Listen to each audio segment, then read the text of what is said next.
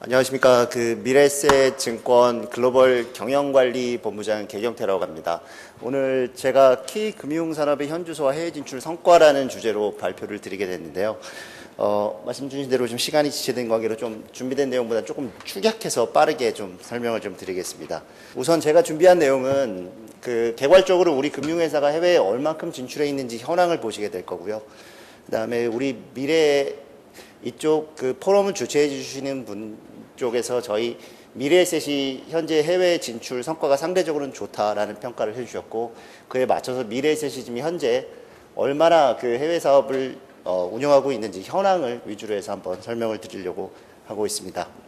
지금 보시면 국내 금융기관이 총 550여 개입니다. 그 중에서 그냥 수치상으로는 약 12%인 68개 회사가 전 세계 44개국에 해외 거점을 운영하고 있습니다.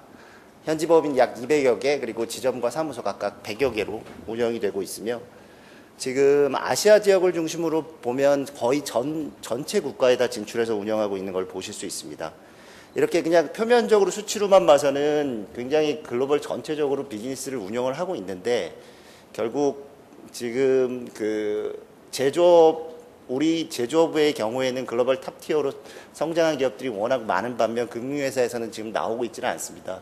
그래서 결국에는 이 질적으로 좋은 금융회사, 글로벌 기업 금융회사가 나오지 않는 부분에 대한 지금 고민이 현재 저희가 가지고 있는 고민거리인 것 같습니다. 데이터 보시면 지금 은행의 경우에는 20개 은행 중에 14개가 해외에 진출해 있습니다. 워낙 이제 앞서 은행 위주로 좀 많은 말씀을 주셨는데요. 대형화되어 있다 보니까 해외로 나갈 수 있는 여건, 체력이 좀 되는 것 같습니다. 나머지 증권사, 자산운용, 보험 등 기타 금융회사들은 상대적으로는 해외 진출하고 있는 비중이 좀 적은 것을 보실 수 있습니다.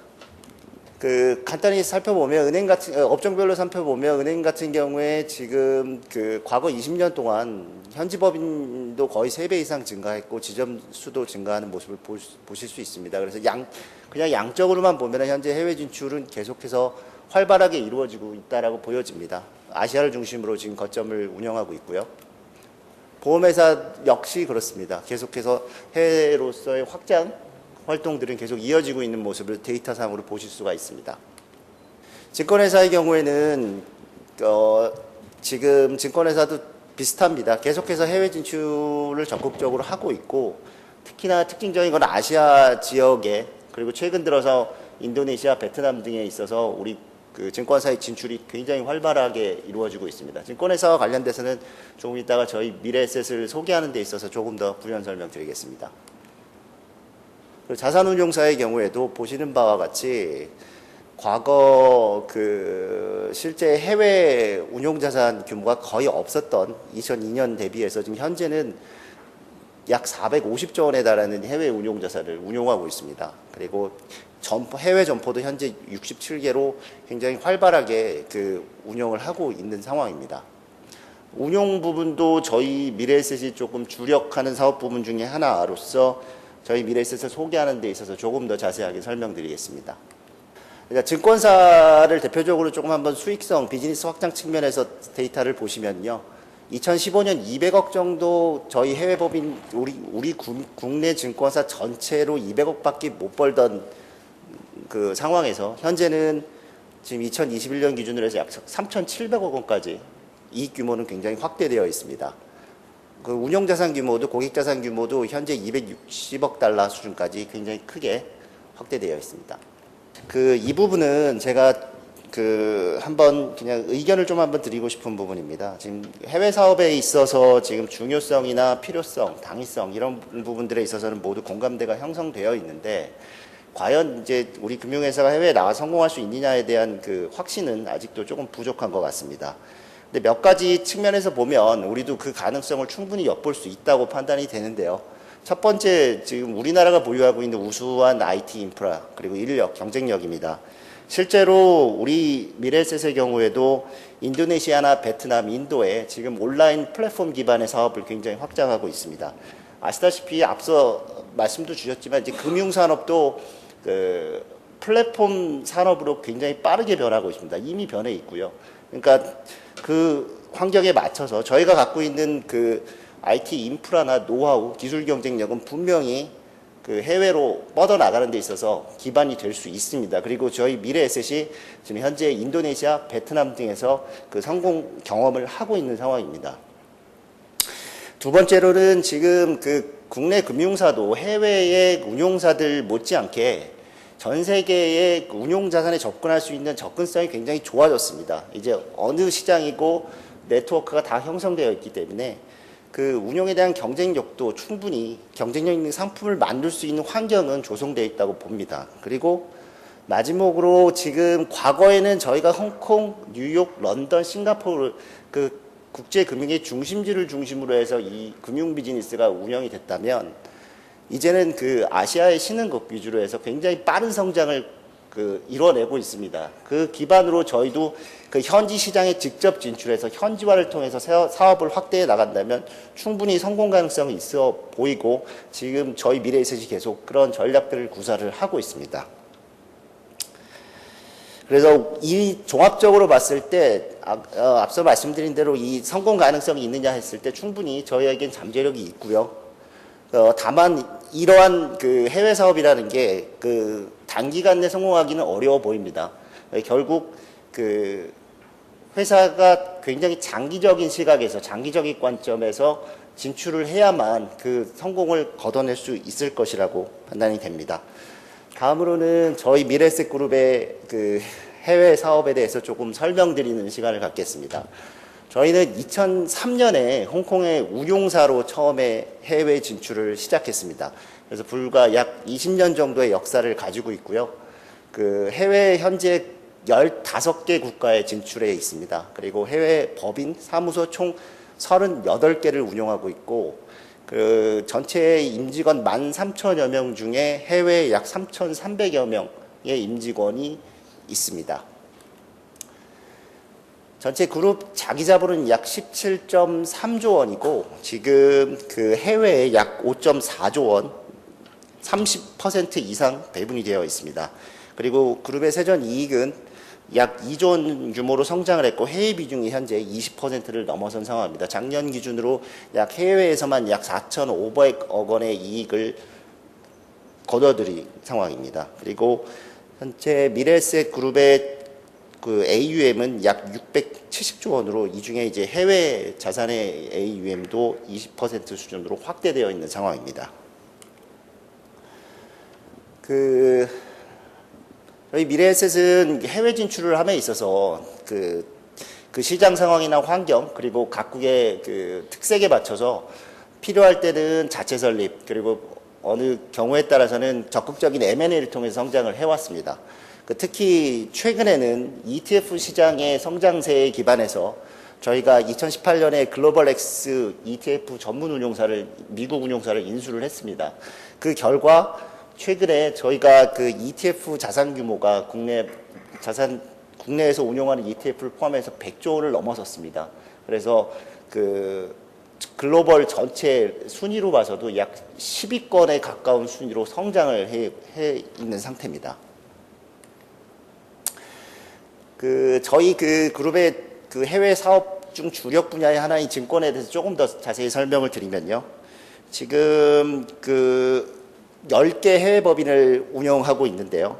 우선 우리 국내 고객들에게 해외 주식 투자 서비스를 제공하는 기반이 되는 브로커리지 비즈니스는 지금 현재 뉴욕, 홍콩, 베트남, 인도네시아에서 지금 활발히 운영 중에 있고 특히 우리 뉴욕 법인의 경우에는 현재 현지의 기관 고객을 대상으로 약 40여 개 국가의 인터내셔널 브로커리지 서비스까지 제공할 정도로 비즈니스가 확장되어 있습니다. 또한 베트남하고 인도네시아의 경우에는 현지화를 철저하게 오랫동안 비즈니스 전략을 구사하면서 현재 글로벌 현지 지역 국가에서 탑 랭킹으로 지금 이미 성장해 있는 상황입니다. 그리고 지금 현재 저희 그룹에서 인도를 중심으로 해서 성장하고 있는 인도 시장에 대해서도 지난해부터 온라인 브로커리지 비즈니스를 본격적으로 개시했고 향후 장기적인 관점에서 계속해서 투자를 확대해 나갈 예정입니다. 또한 IB 비즈니스의 경우에도 미국, 홍콩, 런던을 중심으로 저희가 선진국에서 우량 자산들을 소싱하고 국내 및 해외 투자자 투자자에게 공급하는 영업망을 구축해서 운영을 하고 있습니다. 또한 앞서 약간 언급해드린 그 ETF 비즈니스와 관련돼서는 우리 운용사의 ETF 비즈니스 성장과 발맞춰서 저희 증권에서도 글로벌 ETF 마켓 메이킹 비즈니스 등 그 트레이딩 비즈니스 쪽으로 사업을 다각화를 진행 중에 있습니다. 몇 가지 이제 사례로 말씀드릴 텐데요. 앞서 말씀드린 것처럼 글로벌 엑스는 그 미국 뉴욕에 본사를 둔 2008년 설립된 그 테마형 ETF를 주로 운용하는 특화된 운용사였습니다. 이 운용사를 인수함으로써 미래에셋은 총 운용자산 50조 원 규모의 ETF 운용자산 운용사가 됐고요. 지금은 굉장히 성공적으로 인수를 마무리했고 미래에셋 브랜드를 통해서 굉장히 잘 운용되고 있는 대표적인 사례입니다. 그리고 다음은 저희 해외 법인 중에 미래에셋 자산운용 인도 법인에 대해서 조금 설명드리고 싶은데요. 지금 인도 법인은 2007년에 설립돼서 현재는 40여 개 현지 자산운용사 중에 약 9위 정도로 성장해 있습니다. 지금 현재 운용자산 규모는 140억 불로 지금 저희가 설립 이래 5,800배 정도로 급격하게 성장해 있는 상황입니다. 저희가 이곳에서 과거 우리가 제시했었던 장기 적립식 투자 문화 이쪽에 적용을 하고 있고요. 그 다음에 인도의 약간 적극적인 투자 성향에 맞는 차별화된 액티브 펀드 공급 이런 것들로 인해서 현지화에 성공한 사례라고 말씀드릴 수 있겠습니다.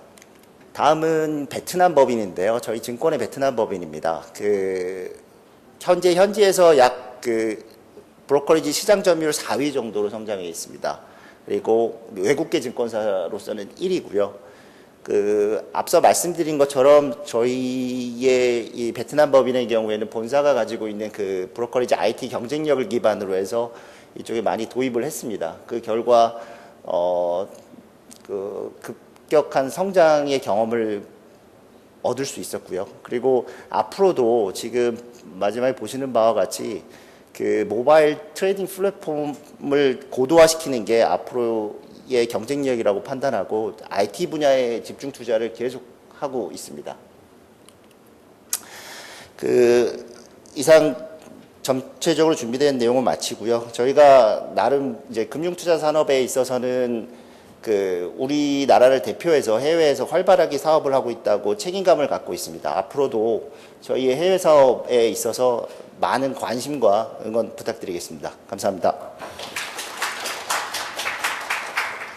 네, 다음은 정중호 하나금융정령연구소 소장님께서 K금융산업 해외 진출을 주제로 발표해 주시겠습니다. 이게 없군요. 예, 안녕하십니까. 하나금융경영연구소 정중호입니다. 제가 오늘 맡은 주제는 K금융산업의 해외 진출, 전략이라고 할까요? 방향, 이런 것들에 대해서 일단 말씀을 드려볼까 하고요. 구체적인 사례보다는 저희들이 생각하고 있는 핵심적인 어떤 글로벌 뱅킹의 트렌드나 주요 분야, 이런 것 위주로 조금 설명을 드리려고 합니다. 사실 글로벌 비즈니스라고 만약에 생각을 한다고 하면 대략 크게 한 3가지 정도 일단 생각할 수 있을 것 같습니다. 하나는 이제 글로벌 금융시장에 참가하는 거죠. 그럼 다양한 유가증권 거래라든지 파생상품 또는 경우에 따라서는 다양한 형태의 금융상품을 운용하는데 그 시장 플레이어로서 참여하는 것들이 있을 겁니다. 이 첫 번째라고 일단 얘기를 할 수 있을 거고, 오늘은 논외입니다.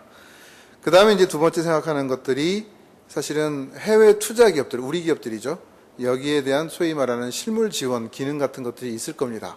그러면 가장 대표적인 게 무역금융 같은 것들이 있을 거고, 그 다음에 그 기업들을 대상으로 한 자금 관리 또는 유동성 관리 이런 것들이 있을 수 있고요.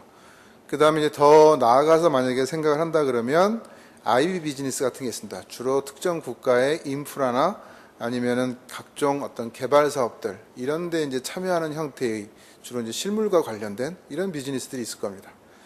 그 다음에 이제 그게 아니라 마지막 세 번째 카테고리로 만약에 생각을 하면 기본적으로 현지에 진출을 해서 현지 법인 또는 현지의 어떤 금융 업을 영위하거나 아니면 그런 영위하는 엔터티에 투자하는 방식이 될 겁니다. 그리고 뭐 현지화하고 관련된 것들이 그런 것일 텐데요. 그럼 현지에서 이제 이 비즈니스를 영위하고 있는 그런 그 회사들, 금융사들을 뭐 M&A를 하든지 아니면은 거기서 이제 우리가 진출해가지고 법인을 세운다든지 뭐 이런 방식이 있을 겁니다. 그런 그 두 가지에서 저희들은 이제 글로벌 내지는 해외 진출 이런 걸 생각해야 될 텐데요. 예.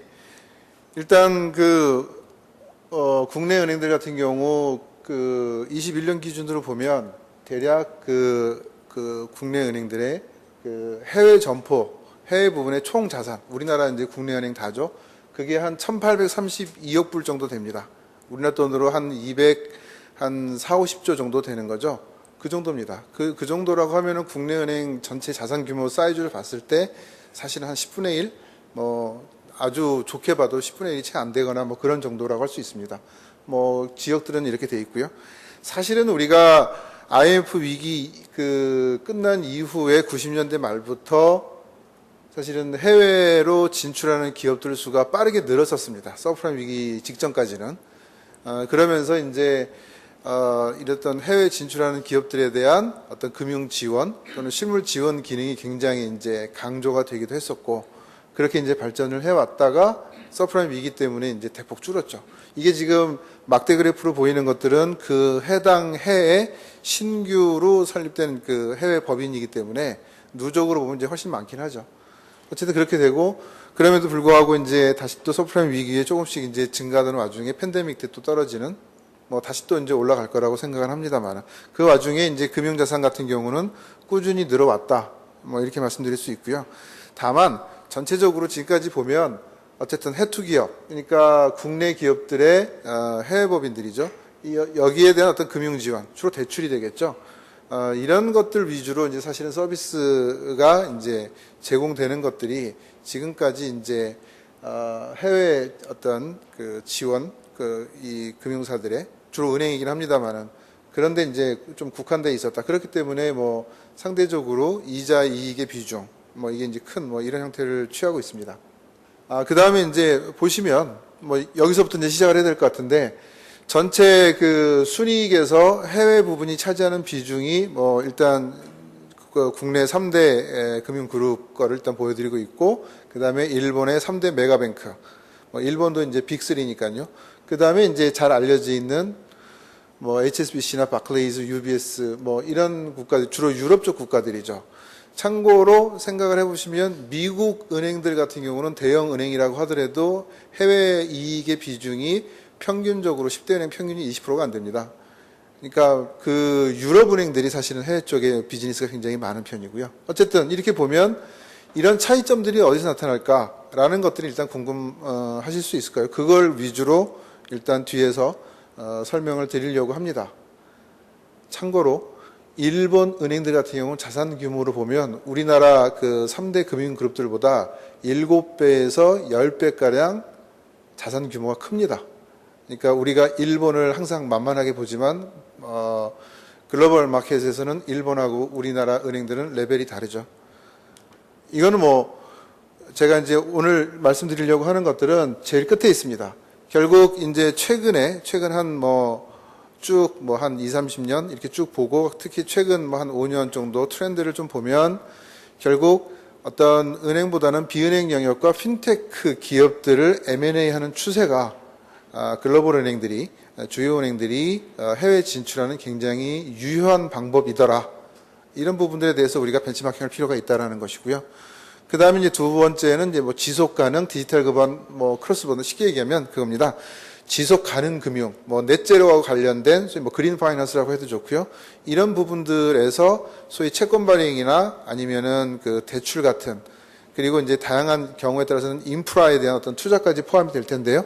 이런 부분들에 참여하고자 하는 그런 유인들과 그런 어떤 시도들이 굉장히 활발하게 나타나고 있다라는 것이고요. 세 번째는 보시겠습니다. 미래의 핵심 기술, 몇 가지 우리가 디지털 금융의 발전 얘기할 때 요소 기술이 된다라고 하는 것들이 몇 가지가 있습니다. 클라우드도 있고, AI도 있고, 애널리틱스도 있고, 블록체인도 있고, 이런 것들이 있죠. 그런 부분들을 픽업하고 비즈니스화 하려고 하는 그런 노력들, 그럼 어떤 방식으로 이런 것들이 있는지 이거 좀 참고를 해볼 수 있을 것 같습니다. 이 세 가지가 우리가 기존에 하던 어떤 그런 글로벌 진출 전략과는 좀 차별화시켜서 좀 다르게 고민을 해볼 필요가 있다라는 의미에서 말씀을 드리고자 합니다. 예, 이건 뭐 시티은행 사례입니다. 시티은행 사례를 왜 굳이 먼저 보여드리냐면 글로벌 비즈니스 할 때 우리가 좀 고려해야 될 것들을 보여주기 때문에 그렇습니다. 무슨 말이냐면 우리나라 금융회사들 같은 경우는 여태까지 뭘 팔거나 줄인 적이 별로 없습니다. 그리고 비즈니스 포트폴리오를 조정하거나 그런 적은 특히 해외 부분에서는 더더욱이 없죠. 근데 해외 부분 같은 경우가 사실은 옥석이 있거든요. 그런 걸 보면 시티 같은 경우에서 이제 말씀드린 건 자본 재배치라는 건 쉽게 얘기해서 수익성이 안 나는 것들은 팔아 제낀다는 거예요. 뭐 잘 아시지만 시티 우리나라에서도 그렇습니다만은 철수하면서 소매 리테일 쪽은 별로 수익성이 나지 않으니까 다 팔고 나가겠다라고 했던 거잖아요. 그럼 팔고 나가면 돈이 생길 거고 그 돈으로 뭘 할 거니라고 하게 되면 핵심 사업에 집중을 하겠다라는 겁니다. 그리고 글로벌 은행들도 그렇고 현재 우리나라 은행들도 그렇지만 결국 집중해야 될 핵심 영역은 두 가지로 얘기를 합니다. 기업금융하고 WM 부분. 뭐 WM 부분 같은 경우 너무 익숙한 얘기일 것 같기도 하고요. 근데 이제 거기에 집중하기 위해서 뭐 예를 들어서 미국 외에도 중국, 브라질, 인도와 같은 다른 나라들에서 기업금융 역량을 갖추기 위해서 대대적으로 투자에 나서고 있다라는 것들이 중요한 포인트인 것이고요. 그 다음에 이제 미래 성장 동력인데 사실 보시면 디지털 금융 발전하면서 리테일 부분 같은 경우 그리고 좀 더 나가게 되면은 예를 들어서 그 어떤 자산 관리 일부까지 빅테크나 플랫폼 기업들이 이제 많이 진출을 하게 되잖아요. 그럼 글로벌 은행들 같은 경우 그런 것들에 대해서 뭔가 그 경쟁력을 갖추고 격차를 벌이기 위해서 되게 적극적으로 노력하는 부분들이 뭐냐면 기업금융의 디지털화입니다. 기업금융 영역에서 어떻게 디지털 기술 또는 플랫폼 기술이라는 것들을 활용을 해서 기업에 대한 서비스의 수준을 높이고 그걸 통해서 그 고객들을 락인할 거냐 이런 전략들이 굉장히 중요하고 그거를 자국 내에서뿐만 아니라 글로벌 차원에서도 특히 크로스보더 트랜잭션 쪽에서도 굉장히 적극적으로 노력들을 하고 있다라는 것들을 보여주기 위해서 이제 말씀드린 거고요.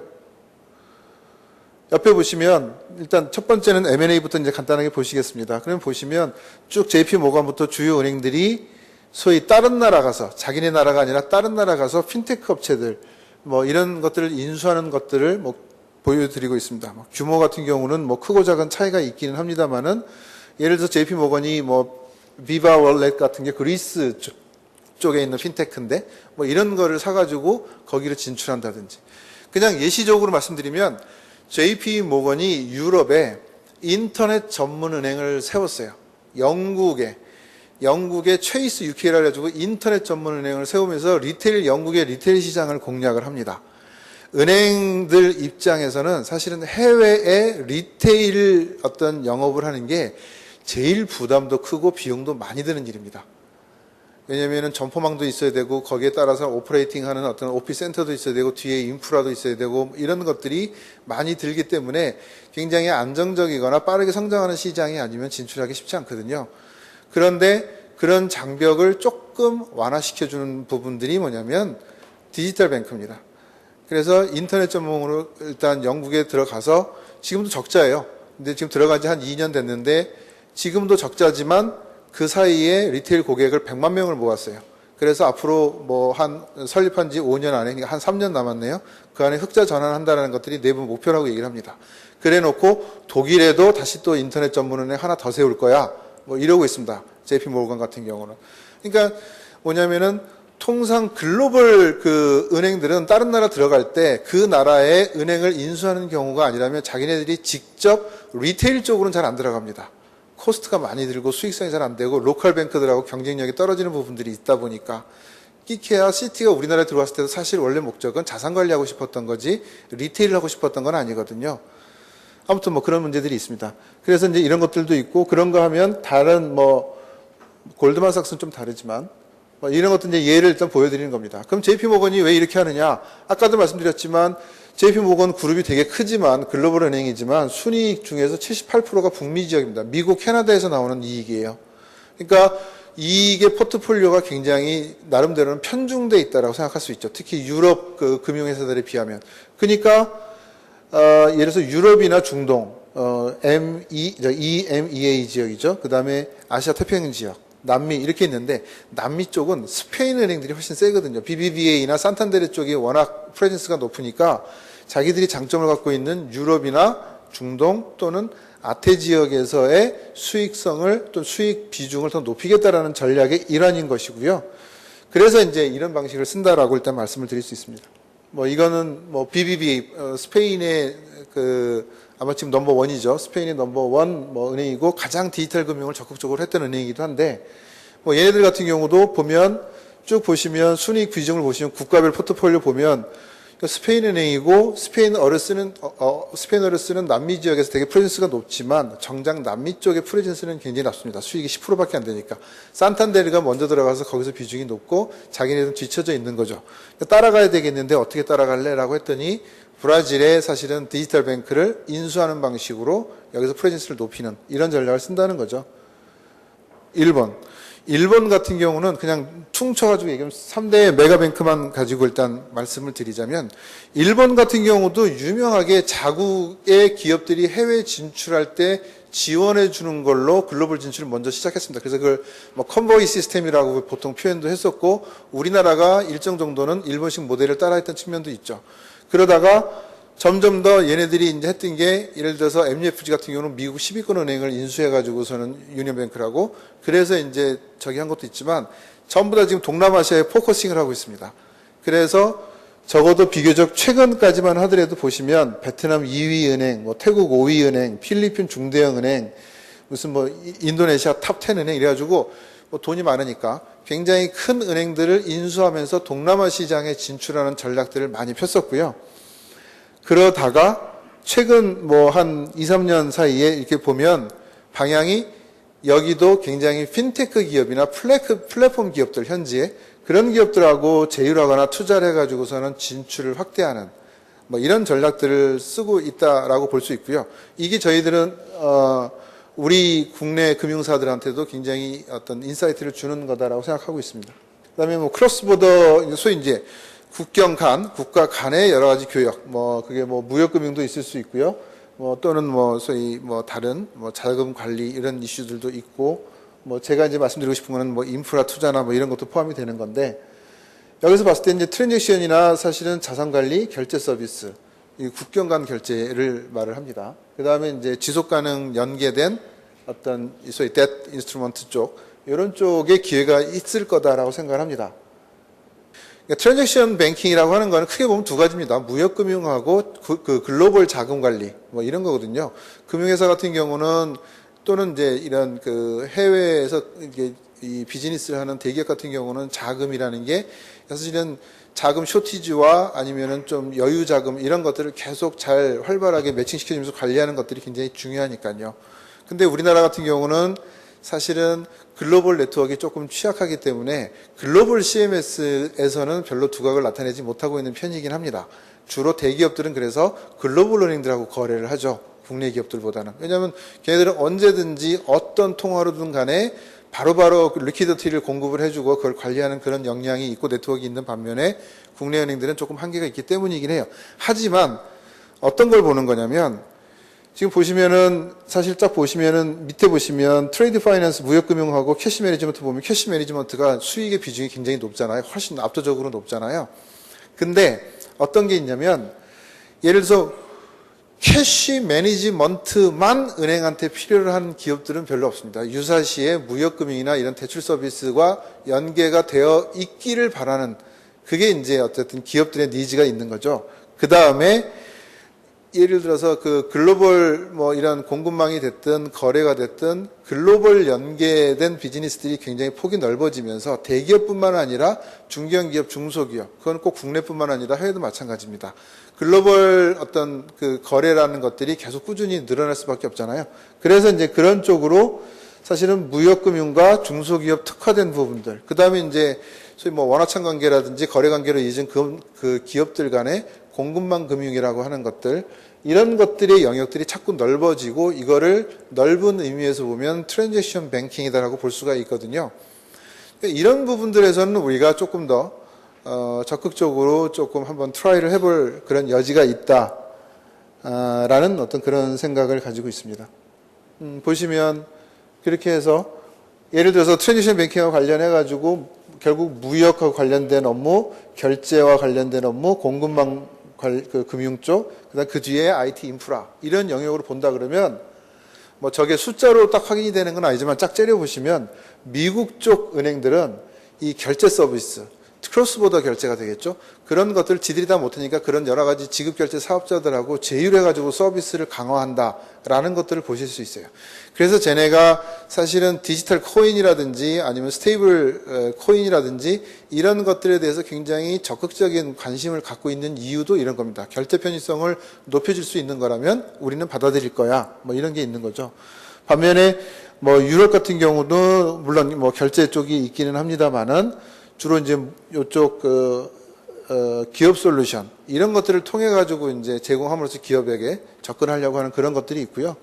아시아 같은 경우는 보시면 무역금융 쪽에 조금 더 이제 다양한 네트워크 또는 어떤 파트너를 만나 가지고 서비스를 강화하겠다라고 하는 그런 의지가 많이 보입니다. 그러니까 저희는 이 중에서 사실은 이 글로벌 금융 그룹들은 다 못 따라가요. 못 따라가고 저희들이 되게 주목하는 유즈 케이스는 DBS입니다. DBS가 기본적으로 은행이나 자산 규모가 그 금융 그룹이 우리나라로 치면은 하나금융하고 신한 중간 정도 규모입니다. 그러니까 규모 면에서 별로 차이가 안 나요. 우리보다. 그런데 얘네 같은 경우 영내 사실은 리저널 트랜잭션 뱅킹 쪽에서는 굉장히 강자로 떠오르고 있습니다. 뭐 그 시기적인 상황도 있지만 얘네들이 그래서 트랜지션 뱅킹 쪽에서 나름대로 두각을 나타내고 있거든요. 몇 가지 이제 특징들이 있습니다만은 그래서 DBS처럼 우리도 한번 해볼 수 있지 않을까. 그리고 그런 쪽으로 해야만 거꾸로 트랜지션 뱅킹의 어떤 베이스가 있다라고 하는 것들이 해외 투자 기업에 대한 어떤 지원이라든지 아니면 현지 로컬 기업에 대한 지원으로까지 우리 어떤 비즈니스 커버리지를 넓힐 수 있다. 뭐 이렇게 생각을 하고 있고요.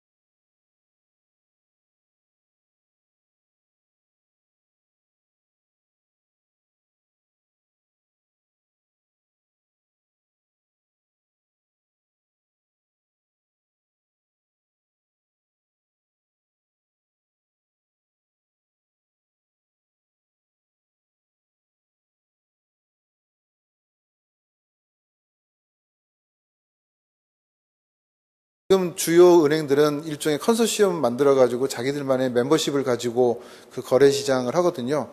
그런 것들도 저희들이 사실은 뭐 적극적으로 노력을 할 필요가 있다. 이런 거, 이건 뭐 참고하시면 될 것 같고요. 뭐 일본 은행들이 특히 지속가능 금융 쪽에서 굉장히 두각을 나타내고 있다라는 것들도 굉장히 특징입니다. 그 다음에 이제 미래 핵심 기술만 짧게 하고 끝내겠습니다. 기본적으로 이제 향후 뭐 가트너가 이제 뭐 IT 컨설팅하는 뭐 그런 업체죠. 향후 5년 내에 부상하게 될 금융 관련 6대 기술, 핵심 기술이죠. 뭐 빅데이터나 어널리틱스. 사실은 빅데이터를 확보하는 거는 뭐 기술적인 이슈라기보다는 사실은 우리나라 같은 경우는 규제와 관련된 이슈가 많은 거니까. 근데 어널리틱스의 테크놀로지를 어떻게 발전시킬 거냐. 그다음에 API로 꽂아가지고 사실은 여러 가지 조회가 됐든 아니면 오퍼레이션이 됐든 어떤 금융 서비스를 비금융 엔터티 기업들이 이 서비스를 받을 수 있는 소위 소프트웨어 애저 서비스처럼 뱅킹 애저 서비스라는 것들이 사실은 가능해지는 그런 기반이 되는 거죠. 그다음에 뭐 클라우드, AI, 뭐 IoT, 블록체인, 뭐 메타버스 뭐 이런 것들이 제일 중요하다라고 얘기를 합니다. 이게 중요하다라고 서베이 했더니 그 순서대로 이제 나온 건데요. 그렇게 보시면은 몇 가지 사례들을 일단 보여드리는 겁니다. 그러니까 도대체 하나만 일단 말씀드리면 DBS 같은 경우를 예를 들게요. 그러니까 API라고 하는 것들은 다들 아시지만 은행의 어떤 뱅킹 서비스의 어떤 기능들을 외부에서 접속할 수 있도록 일종의 인터페이스를 열어주고 만들어주는 거잖아요. 그걸 통해 가지고 거꾸로 은행들이 바라는 거는 그 서비스가 굳이 손님 접점이 내가 아니더라도 다른 어떤 뭐 비금융 기업이 되더라도 그 기업이 우리 서비스, 그 기업 손님이 우리 서비스를 바로 이제 이용할 수 있게끔 해주는 장점이 있죠. 그리고 이제 그게 필요하다면 락인이 되는 어떤 그런 것도 있기 때문에 많이들 합니다. 그래서 DBS 같은 경우가 아마 아시아은행들 중에서 API를 제일 많이 개발했을 겁니다. 제가 17년도 기준으로 얘네가 한 450개 정도 API를 만들어서 풀었다라고 되어 있는데 제휴하는 기업들도 있고요. 그렇게 되면 예를 들어서 홍콩의 뭐 부동산 중개회사, 뭐 센츄리 21과 파트너십을 맺어가지고 DBS 홈 360 이런 게 있는데 쉽게 얘기하면 우리나라의 직방, 다방 뭐 이런 모델이에요. 우리나라에서 그게 이미 흔하지만 뭐 싱가포르 같은 경우는 사실은 DBS 통해서 하는 경우들이 많기 때문이기도 한데요. 그러면 이제 부동산 중개 서비스, 그럼 거기에서 바로 어떤 컨트랙으로 이루어진다든지 인증이나 대출 심사해가지고 대출 서비스까지 연결되는 그것들을 일종의 밸류 체인 내지는 생태계를 만들어내는 쪽에 사용하는 뭐 이런 것들이죠. 그러니까 다양한 여기서 뭐 미래 기술이라고 되어 있지만 다양한 핵심 요소 기술이라고 하는 것들을 결국은 어떤 금융 서비스의 접근성, 편의성을 높이는 것들, 그리고 그걸 자기네들만 하는 것들이 아니라 다른 어떤 뭐 그 비금융 회사일 수도 있고 뭐 금융 회사의 다른 업권일 수도 있겠지만 거기서 활용할 수 있게 함으로써 일종의 밸류 체인 내지는 생태계를 만드는 전략들 뭐 이런 것들을 한다는 것이고요. 중요한 건 이런 것들을 국내에서만 하는 게 아니라 국내에서 먼저 할 수도 있고 해외에서 먼저 할 수도 있지만 이런 시도들을 다양한 어떤 다른 국가들에서도 많이 트라이를 한다라고 보시면 된다는 거예요. 특징적인 건 미국 은행들은 안 합니다. 그러니까 미국 은행들은 저런 어떤 기술을 새로 이렇게 만들어가지고 자국 내에 적용하는 사례들은 꽤 있는데 그걸 다른 나라에다가 가져다 이식해서 쓰는 경우는 이상하게 없어요. 없고 주로 아시아계, 뭐 저희 DBS만 많이 찍어놨습니다만은 그 다음에 이제 유럽. 다만 미국계 은행들이 다른 나라 가서도 열심히 하려고 하는 것들은 사실은 AI입니다. AI를 통한 자산관리, 초개인화 서비스를 제공하는 데 있어서는 자기들의 기술력을 이용해서 다른 나라에 이식하려고 많이 하고요. 클라우드 같은 경우도 재미있을 텐데 왜 안 하느냐면 클라우드는 기존의 글로벌 은행들이 경쟁력이 없는 부분이에요. 이거는 이미 아마존이라든지 뭐 마이크로소프트라든지 뭐 여기에 뭐 골드만삭스 같은 경우도 나와 있습니다만은 뭐 저런 쪽에서 이미 그 클라우드 인프라 쪽은 이미 경쟁력을 갖추고 있기 때문에 은행들이 굳이 그 시장에 뛰어들어서 경쟁하려고 하지 않는 거죠. 어쨌든 이런 특징들을 보여주고 있습니다.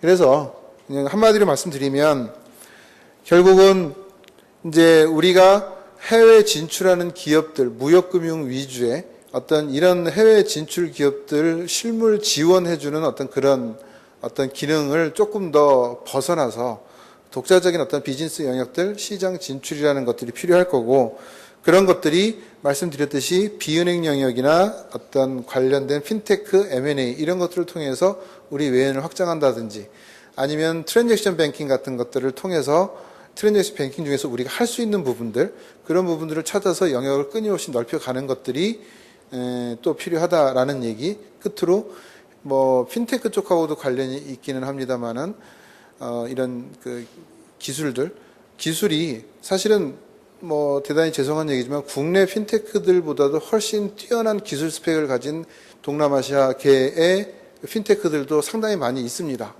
그럼 그런 영역들을 우리가 어떻게 할 거냐? 물론 바람직한 거는 국내 핀테크 업체들하고 그네들을 연결시켜줘서 우리나라 핀테크 업체들의 경쟁력이 높아지게끔 하는 것들도 필요할 거고요. 거꾸로 은행들 또는 금융회사들 입장에서는 해외 핀테크 기술들을 우리 비즈니스로 접목시키려는 그런 노력들도 필요한 겁니다. 그리고 이제 여전히 중요한 게 인프라 금융이다라고 생각을 하는 것이고요.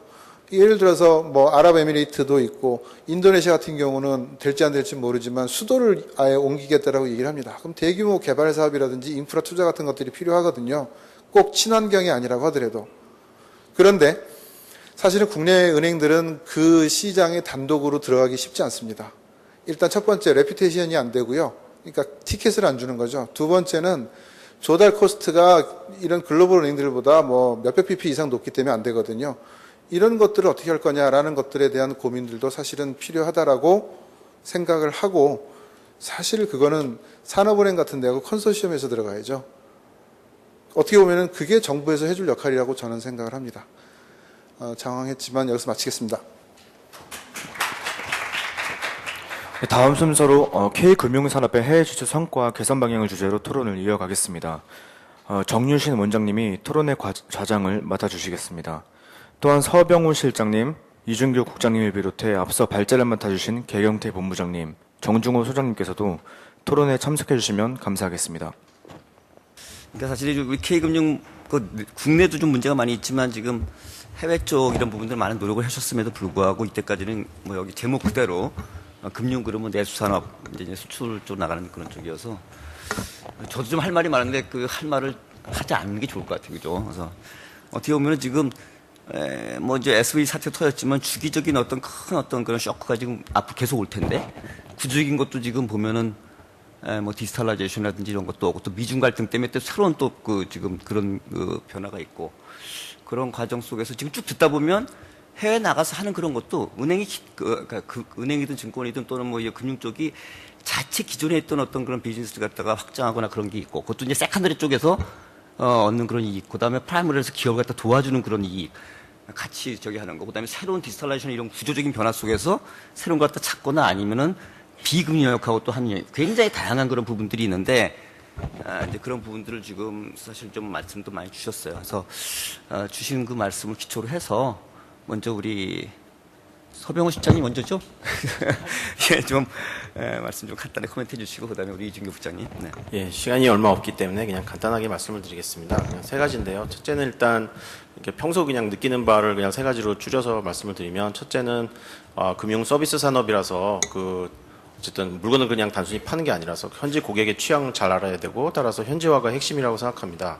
현지의 뭐 문화, 정서, 관습, 종교, 관심사, 뭐 생활 습관 뭐 이런 것들을 다 이해를 해야 된다고 생각하고요. 그래서 뭐 지금 K-팝 같은 경우에 글로벌화에 성공을 했는데, 거기 보면 뭐 뉴진스건 트와이스건 이런 데 보면 외국인 멤버가 다 있고, 그 각 소속사를 보면 작곡가, 안무가, 프로듀서, 마케팅 뭐 이런 하는 사람들이 외국인들이 되게 많습니다. 근데 국내 금융회사의 경우에는 지부는 상당히 국제화돼서 사실 소유 구조는 국제화가 되었는데, 뭐 주주 이해를 대변하는 사회이사 중에 외국인 거의 없고, 임원, 주요 부서장, 뭐 본사 직원, 뭐 외국인 거의 없습니다. 그래서 현지 채용 인력들이 꽤 많아서 이제 그래서 하여튼 숫자상으로는 외국인들이 꽤 있는데, 현지에는.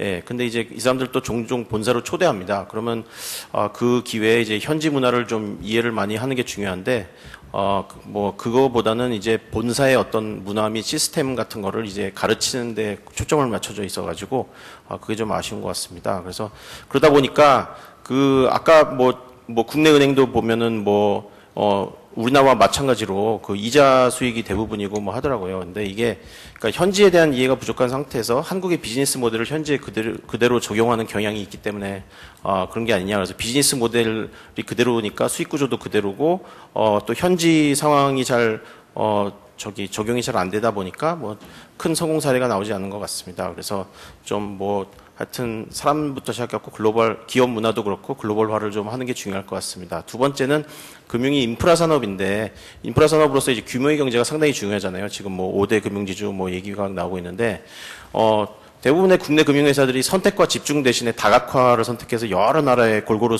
나가 있습니다. 근데 글로벌 사례 분석을 해보면 DBS, ANZ 같이 작은 규모에도 불구하고 해외에서 상당히 성공한 은행들은 금융회사들은 이제 특정 국가 하나를 찍어서 이제 집중하고서 성공 사례를 만든 다음에 이제 다른 나라에 하나씩 진출하는 그런 모습을 보였습니다. 역사적으로. 주주로부터 성과 압박을 받는 국내 금융회사 입장에서 K-팝의 싸이와 같은 이제 확실한 성공 사례가 없으면 CEO한테 가서 우리 해외 진출 더 합시다라고 얘기를 할 수가 없거든요. 그래서 현재 진출한 국가들 중에서 가장 상태가 좋은 국가 하나를 찍어가지고 성공 사례를 확실하게 만들 필요가 있겠습니다. 그리고 세 번째는 아까 정중호 소장님께서도 말씀 정말 잘해주셨는데, 미래의 금융은 IT 플랫폼 및 AI라고 생각합니다. 그래서 국내뿐만 아니라 국내외, 해외에서도 빅테크, 핀테크 등과의 어떤 협업, 지분 투자, 인수합병 등을 통해서 IT 경쟁력을 높여야지 미래가 있다고 생각합니다.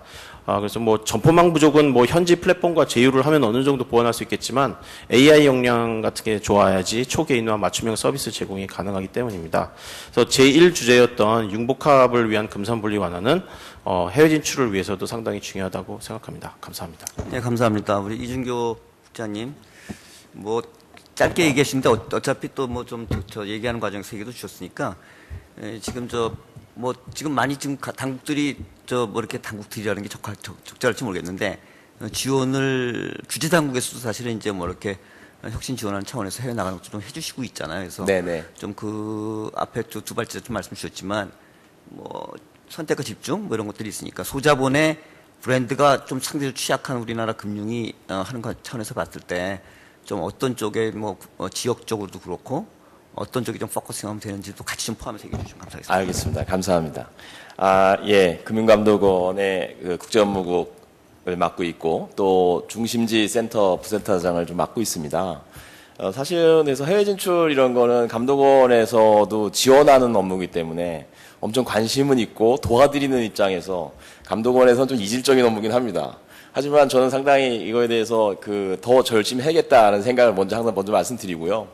아까 우리 정 교수님께서 우리 자장께서 말씀했듯이 지금 감독원이 하고 있는 지원책 이런 것들 위주로 한번 어차피 감독원을 여기 또 패널로 토론자를 불러주셨기 때문에 그 부분을 좀 더 집중 말씀드리겠습니다. 우리 앞에 토론자께서 말씀해 주셨듯이 지금 선택과 집중 그리고 뭐 이런 것들에 아시아 쪽에 제가 이제 아까 어디를 집중해야 되냐. 그러니까 아까 토론자 두 번째 우리 정종호 소장 말씀하셨지만 아시아 쪽이 분명히 지금 집중되고 있는 건 사실입니다. 그래서 선택과 집중을 했을 때 지금 현재 그렇게 벌어지고 있고요.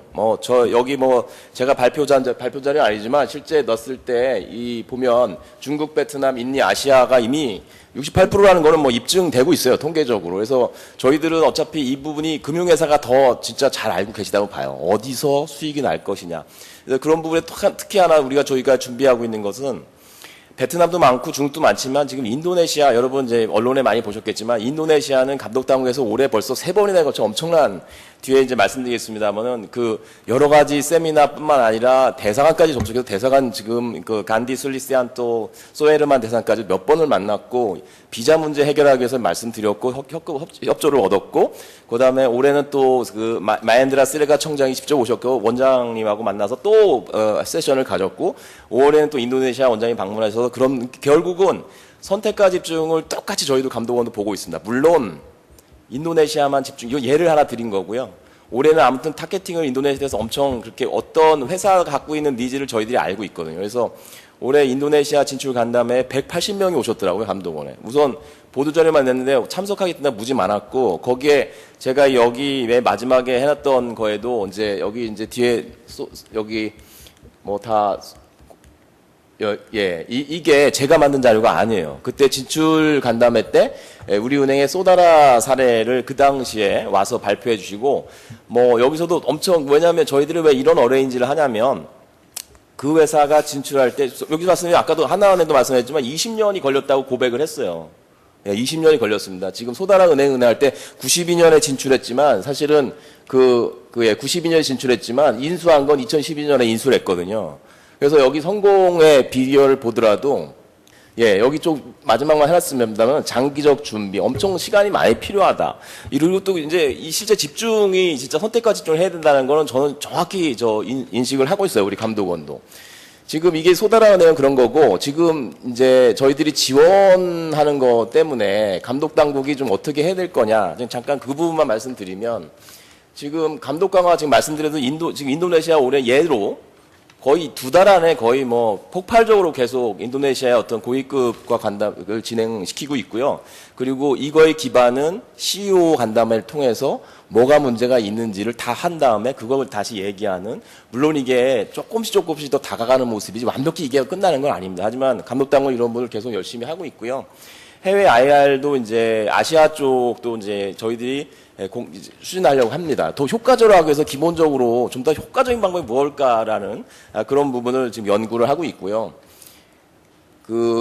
적격심사 아시겠지만 감독원은 어차피 여러분 진출할 때 피덴프로포를 감독원에 요청을 해옵니다. 지금도 엄청 많은 분이 싱가포르나 인도네시아 계속 들어오고 있거든요. 그래서 이런 부분을 어떻게 우리가 적절하게 물론 문제 있는 회사는 어떤 게 해야겠지만 그렇다고 우리가 분명히 서포트하는 입장에서 하지 절대 막으려고 하지 않습니다. 절대. 그러니까 이런 부분을 계속 해야 될 것 같고 해외 진출 지원 경험 공유 아까 말하는 인도네시아 이런 진출 간담회처럼 많은 회사를 초청해서 사례를 공유하고 그때 5개 회사가 와서 실제 그 뭐가 문제였고 어떤 게 어려웠고 현지화가 되게 어려웠다는 거를 다 얘기할 수 있었고요. 지금도 보시다시피 대부분 우리가 추진하고 있는 선택과 집중된 회사에 대해서 간담회를 계속 하고 있습니다. 여기 부분이 마지막으로 좀 말씀드리고 싶은 것은 물론 저희들이 감독 당국에서는 지금 현재 파이낸셜 허브 시스템에 들어가 보면 컨트리 브리프라고 해서 32개 국가에 대해서 어떤 제도를 매년 업데이트 시키고 있습니다. 매년. 그냥 그게 잘못된 미스인포메이션, 디스인포메이션이 있을까봐 계속 업데이트하고 이게 전체가 아니죠. 훨씬 더 많은 그런 인포메이션이 필요하지만 그래도 베이직 인포메이션만큼은 계속 업데이트 시키려고 노력하고 있고요. 마지막 부분을 말씀드리고 싶은데 아까 우리 전 일부의 오정근 좌장님께서도 지금 규제 혁신 감독원도 마찬가지로 인지를 하고 있습니다. 금산 분리 이런 것도 금융위도 열심히 지금 노력하고 있고 물론 더 해야 되는 거에 적극 동의합니다. 그래서 지금 오번 정부에서도 와서 글로벌 산업 TF 몇 주 안 됐어요. 그리고 앞으로 이거는 물론 해외 진출이라는 게 막 1년 안에 끝나는 게 아니기 때문에 규제가 있다면 어떤 게 있는지를 계속 하려고 지금 보시다시피 3월, 4월, 5, 6월 계속 회사랑 지금 미팅이 금융위 주관 저희도 참석하고요. 연구기관이 다 참여를 합니다. 여기서 규제가 있는 거는 진짜 말씀 더 해주셔야 되고요. 왜냐하면 지금이 엄청 해외 진출에 대한 이번 정부도 굉장히 강한 드라이브를 걸고 있지 않습니까? 물론 이게 가라고 한 게 아니라 좀 같이 해보자는 거거든요. 그러니까 지금도 저는 금융허브를 맡고 있지만 해외에서 금융허브가 잘 되는 이유가 프라이빗하고 정부가 같이 했을 때가 훨씬 시너지가 좋다는 게 이게 입증이 돼 있습니다. 그래서 우리 분이 너무 정부가 주도적으로 한 게 아니라 이런 걸 통해서 업계가 더 참여해서 어떤 부분에 규제를 좀 해주고 아니면 우리 나갈 때 뭘 도와달라는 부분을 목소리를 정말 듣겠다는 분명히 하나의 시발점이고 이제 금융 선진화 대응단도 아예 정부 금융위에 만들겠다는 거지 않습니까? 그래서 그런 부분이 아마 적극 참여가 된다고 하면 사실은 제가 감독 당국이다 보니까 그런 부분을 회사가 훨씬 더 잘 알겠지만 어떤 곳에 진출하고 어떻게 해야 되는 거 하지만 저희는 분명히 뒤에서 서포트할 수 있는 분명히 기회 있고 제도적으로 해줄 수 있다고 하면 그런 지원을 아무튼 제가 맡고 있는 어떤 금융 중심지 이런 센터 아니면 국제 업무국에서 할 수 있는 거 또 감독원에서 할 수 있는 거 또 금융위에 할 수 있는 것들은 계속 이런 금융권 글로벌화 이런 TF를 통해서 계속 지원을 하겠다는 것을 말씀을 드리고 아무튼 오늘 세미나 통해서 저도 이제 계속 듣고 앞으로도 이런 자를 통해서 어떤 것을 더 우리가 해야지 금융회사들이 더 나아갈 때 도움이 될 수 있는 것은 계속 고민하도록 하겠습니다. 예, 감사합니다. 시간이 워낙 없지만 그래도 몇 가지 좀 질문을 해야 될 것 같아요. 그러니까 지금 이제 우리 뱅킹 쪽하고 이제 캐피탈 마켓 쪽 양대 축이죠. 보험도 있긴 하지만 이제 제가 아까 그냥 간단하게 이제 우리가 시너지를 내거나 이제 금융 영토를 넓히거나 하는 것도 여러 가지 스펙 에어리아들이 있다고 말씀드렸는데 뱅킹 쪽에 지금 사실은 이런저런 얘기 다 떠들지만 결국은 일본도 DBS나 그다음에 이제 맥커리가 이렇게 특정 지역 또는 특정 분야로 이렇게 시작했지만 지금 구조적인 변화는 디지털이었고 결국 일본도 돌고 돌아서 디지털로 간 거고 우린 소자본이 어차피 네트워크도 약하니까 결국은 그런 쪽에서 한다 하면 방법이 없는 거고 그러면 아까 우리 정중호 소장님 말씀 주신 대로 과연 그럼 뱅킹 쪽에서 해외 쪽에 나가서 이렇게 할 때 우리나라 얼마든지 사실 아시아 쪽에 오히려 지금 유니콘 같은 건 베트남이 4개고 지금 인도네시아 더 많고 그러니까 이런 차원을 생각해 보면 이런 쪽을 적극적으로 인수하거나 아니면 이런 쪽에 지금 할 때 어떤 애로사항이 만약에 감독당국 지금 대응단도 만들고 하는데 예컨대 정부 간에 무슨 레퍼럴 MOU를 한다라든지 어떤 게 좀 필요하신 게 좀 있는지 그런 걸 좀 잠깐 얘기해 주시고 그다음에 개경태 본부장님은 저는 궁금한 게 뭐냐면 캐피탈 마켓 쪽 다 좋은데 그냥 브로커리지는 지금 세컨더리 마켓이고 세 가지 기능이 있잖아요. 브로커리지 딜링 그다음에 이제 IB 언더라이팅이 있는데 언더라이팅이 사실 국가 성장 동력에 사실 직결되는 거고 그거를 IB 키운다 했지만 전부 다 부동산만 해갖고 지금 이렇게 문제가 생긴 거 아니에요, 그죠? IB 비중이 높으면 뭐해? 부동산만 했잖아요, 지금까지. 그러니까 이런 거를 그러면 국내뿐만 아니라 해외 쪽에 어떤 식으로 할 건지, 어떤 식의 시너지가 날 수 있는 건지. 그다음에 우리 정종 소장님도 지주 있으니까 문제가 있다 이렇게 했지만 해외 쪽에 나가면 지주를 하면 오히려 그 밑에 산하 기관들하고 해서 얼마나 시너지도 낼 수 있는데 자본도 적고 있지만 여러 가지 이슈가 있지만 그거를 활용을 해가지고 예컨대 거기 이제 M&A 하거나 그런 쪽에 어떤 방법이 좀 있겠는지 좀 가능성이 있는지 그다음에 애로사항이 뭔지 이거를 정중 소장님부터 먼저 말씀 주시고 그다음에 이렇게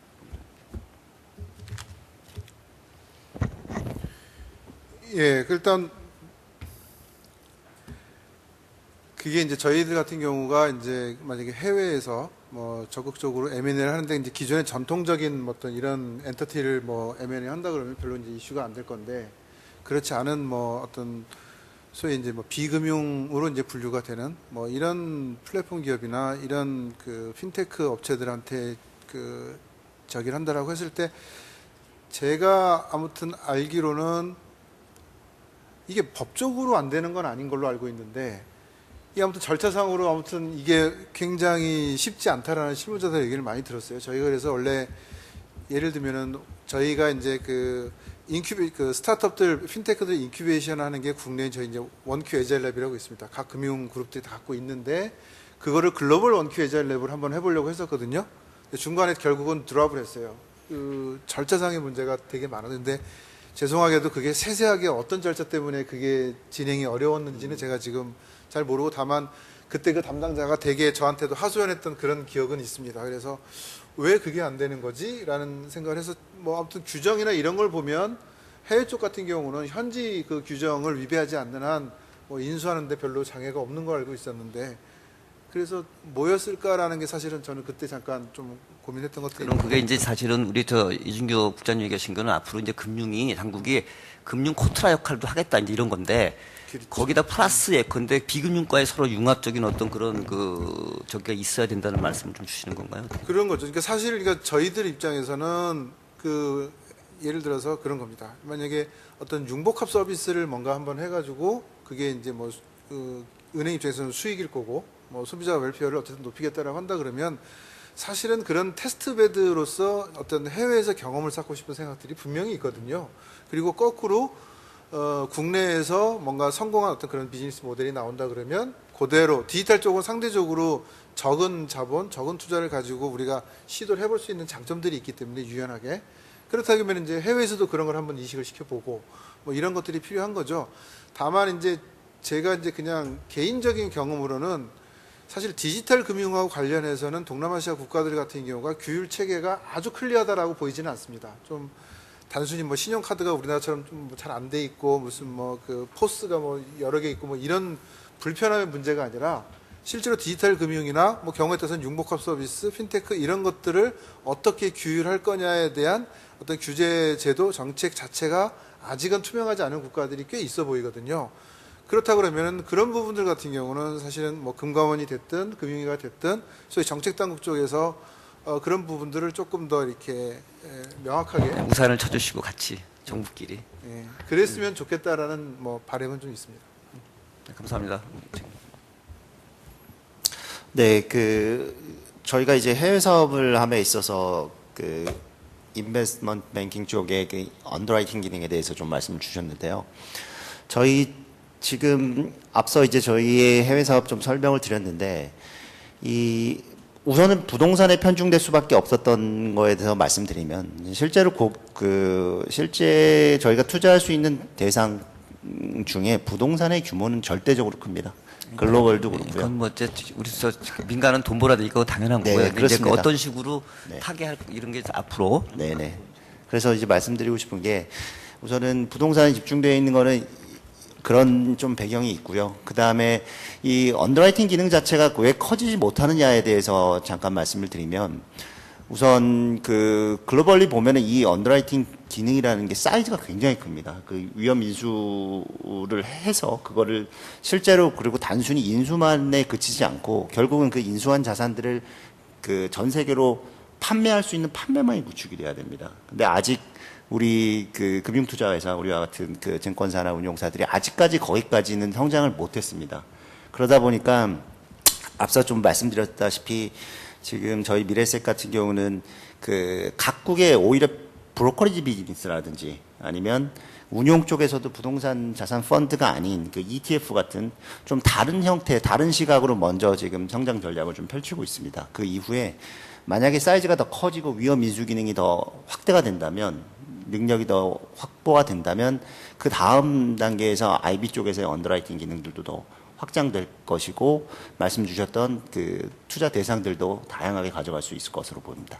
근데 이제 그 이런 거 있죠. 그러니까 우리가 이제 그때 되면 이렇게 하는 것도 있지만 지금 뻔히 보이잖아요. 이를테면 아시아 동남아에 집중하는 이유는 세계에서 남은 앞으로 가장 성장성이 높은 지역이고 그다음에 구조화가 지금 가장 진행이 되고 이때까지 뱅킹이 약했기 때문에 건너뛰고 있잖아요. 지금 그냥 바로 지금 모바일 뱅킹으로 가고 있기 때문에 거기다 선점하면 되는 거고 거기다 투자를 같이 가면 되는 거고 거기는 소자본이 들어도 되는 거고 기술만 있으면 되는 거고 그러니까 사실은 이제 그런 쪽에 뱅킹 쪽에 우리가 들어갈 수도 있지만 사실은 캐피탈 마켓 쪽에서 좀 더 리스크 테이킹 할 수 있는 그런 쪽에 가도 되는 거고 그러니까 이제 그런 각도에서 미래세 사실 자산 운용 엄청 세잖아요. 뭐 지금 아까 보면 12 정도 하시고 그러는데 이런 부분들을 좀 더 거기 접목을 한다 그러면 훨씬 더 시너지를 낼 수 있지 않나. 이제 사실 이제 그런 좀 생각을 좀 하고 있고요. 그래서 한국이 사실 그런 쪽에 좀 정부 당국하고도 정말 적극적으로 이렇게 할 수 있으면 저는 지금이 찬스다. 지금 저는 아까 시티뱅크 우리 정종 선생님 있지만 진작부터 아니 디지털에 리테일이 어디 있어 솔직하게 디지털로 가면은 리테일은 어차피 다 망한 거죠. 다 리추리트 했으면 사실 홀세일 뱅킹만 남는데 이건 글로벌 비즈니스가 이미 글로벌 유니버설 뱅킹이 아니거든.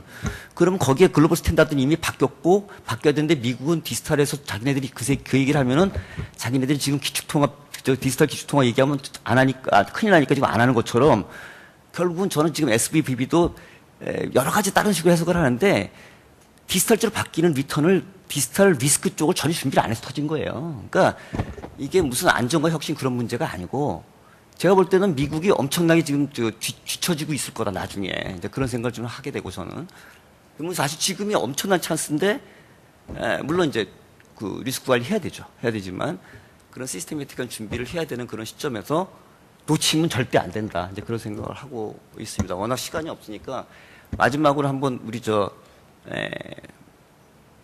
우리 서병호 실장님, 그 다음에 이준규 국장님 좀 말씀 주시고, 정 소장님하고 계획대 본부장님 잠깐 코멘트 해주시고 끝내시기로 하겠습니다. 국장님 먼저 하시면. 예. 지금 뭐 디지털 쪽만 어차피 마지막 코멘트인데요. 맞는 말씀이세요. 저장님 말씀하신 것처럼 디지털 문제를 띄워놓고 어떻게 할 수 없는 것 같습니다. 그래서 국제화 대응단 쪽에서도 아마 디지털과 함께 지금 인도네시아나 이런 데 말씀하신 대로 엄청나게 디지털로 넘어가고 있는 것 같습니다. 관심도 많고 태국도 마찬가지고요. 인터넷 뱅킹도 지금 한다고 하고 허가한다고 하고. 그러니까 이런 것처럼 말씀하시는 걸 받아서 우리가 어떻게 하면 우리나라 디지털 강국이라는 건 누구나도 지금 부인하지 않습니다. 이 시너지를 가장 어떻게 옵티마이제이션 시킬 거냐가 되게 중요할 것 같고요. 그래서 그 문제에 대해서는 정말 국제금융화 대응단 쪽에서 말씀해 주신 것처럼 어떻게 하면 민간도 분명히 움직여야 되지만 정부가 어떻게 할 것인가는 진짜 고민해야 할 부분이고 실제 그래야만이 지금 말씀하신 SVB 이런 거 다 정말 디지털하고 자유로울 수 없는 것 같아요. 그러니까 이거는 최근에 화두가 던져졌지만 그거가 문제가 아니라 그거가 핵심에 서 있기 때문에 어떻게 하면 그걸 발판 삼아서 해외 진출할 것이냐 우리나라가. 엄청 우리나라는 금융허브에서도 디지털 쪽은 되게 평가를 잘 받고 있습니다. 우리가 금융허브 아마 오늘 금융허브 지수가 발표될 텐데 젠N에서 제가 알기로는 한 단계 올라갔습니다. 서울은. 그래서 그런 것처럼 다 우리도 엄청 노력을 하고 있지만 한 단계 더 노력하기 위해서 민간과 감독기관 정부가 더 열심히 노력하는 그런 기회로 삼고자 합니다. 고맙습니다. 감사합니다. 실장님. 예. 디지털 관련해가지고 이제 전반적인 디지털 역량은 우리나라가 뛰어난 게 맞는데, 핀테크 쪽에서는 사실은 뭐 동남아보다도 잘한다고 할 수 없는 상태라고 보고 있고요. 실제로 뭐 싱가포르에서 하는 월드 무슨 핀텍 페스티벌인가? 박람회. 그거를 작년에 다녀왔었는데 거기서 이제 한국 핀테크 분들이 많이 나오셔서 대화를 많이 해봤는데 그분들이 하시는 말씀이 우리보다 최소 3년은 앞서 있는 것 같다 이쪽이. 근데 이제 그게 규제가 그동안 좀 더 셌던 것도 있고 여러 가지가 있을 텐데 역사가 더 짧은지도 모르겠고 그거 있잖아요. 유선망이 발전 안 한 아프리카에서 오히려 핸드폰이 발전했듯이 우리는 이제 카드 같은 게 너무 잘 돼 있으니까 또 이런 게 또 좀 도입이 늦고 해가지고 그래서 그러니까 이게 우리가 디지털 경쟁력이 훌륭해갖고 가갖고 제패해야 되겠다 이런 생각은 버려야 되는 것 같고 가서 배워야 된다고 생각하고 현지 업체들과 제휴를 많이 해서 그래서 아까 말씀하신 테스트베드 삼아서 예, 거기서 배운 거를 또 한국에서 또 써먹을 수도 있고 그러지 않을까 생각합니다. 감사합니다. 소장님. 아무튼 열심히 잘 해보겠습니다. 네, 감사합니다. 굉장히 잘 디테일하게 많이 말씀 주셨는데 우리 기본부장님. 네. 예, 지금 저희 민간 금융회사로서 느끼고 있는 거는 정부에서는 굉장히 노력을 많이 해주시고 계십니다. 지금 저희가 해외 투자를 늘림에 있어서도 적극적으로 지원을 해주시고요. 과거에 비해서 승인해 주시는 속도도 굉장히 빠르시고요. 그래서 저희 앞으로 성공하는 거는 저희 몫이라고 판단을 하고, 먼저 저희가 좀 앞서서 저희 금융투자 산업 쪽에서는 적극적으로 해외 사업을 하고 있는데요. 어떤 현지에서 해외 제한 사항들이 보이거나 하면 저희가 먼저 앞서서 다른 회사들이 더 같이 진출할 수 있도록 노력해 가겠습니다. 감사합니다. 예, 사실은 오늘 대표 뱅킹 쪽, 그다음에 증권 쪽 가장 잘하시는 또 분들이 나오셨게 해서 감사하고요. 사실 말은 쉽고 뭐 어렵죠. 사실 실제로 하는 건 대단히 어려운데. 리스크가 막 생길 수 있는 그런 상황에서 그렇게 할 수 있냐. 그렇지만 정신 우리가 차리고 이렇게 좀 했으면 좋겠다는 생각을 하고 있고, 지금 사실은 이제 어떻게 보면 굉장히 찬스일 수도 있으니까 그런 부분들을 좀 금융 쪽에서 금융만의 이익만이 아닌 좀 그런 시너지 낼 수 있는 부분이 이번에 이제 뭐 사실 내수의 수출 뭐 이런 건 주제로 한 적이 거의 없는데 상당히 감회가 있고 좋은 계기가 됐으면 좋겠고, 여성경제신문 감사합니다. 감사합니다. 네, 이상으로 제7회 여성경제신문 금융포럼을 마치겠습니다. 참석해주신 모든 분께 감사드립니다.